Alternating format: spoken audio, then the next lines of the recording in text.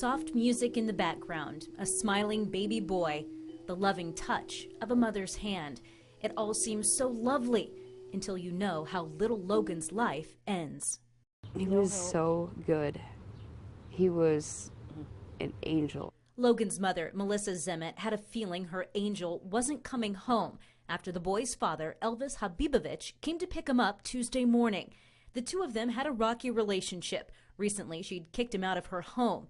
When he didn't return with baby Logan, she tried to call his cell phone. Sure enough, he answered the phone. 4:22, according to my phone. For 1 minute 36 seconds, we talked, and I asked, when are you bringing him back? This is at 4:22. He said 8. 8 o'clock came and went with no word.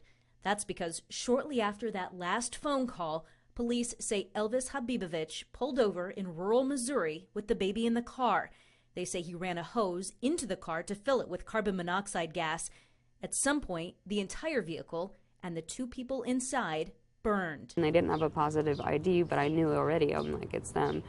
And I couldn't believe he would do that to my son. Police told Melissa that Habibovich had his seat reclined and was holding the baby in his arms. My thoughts were, he put the carbon monoxide thing in the car and he maybe lit up a cigarette and it blew up, and my poor baby would have been strapped in the back seat and crying and his flesh melting, and I kept thinking of that. But then I talked to the detectives. Melissa has loved ones who are offering their support, but she says she can't sleep.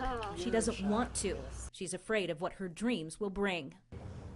I don't understand this. Maybe you guys didn't have the best relationship and there were tough times, but would you have ever imagined this? No, because of how good he was with the baby. When he was around, he was gentle with him. He loved him, and I saw that.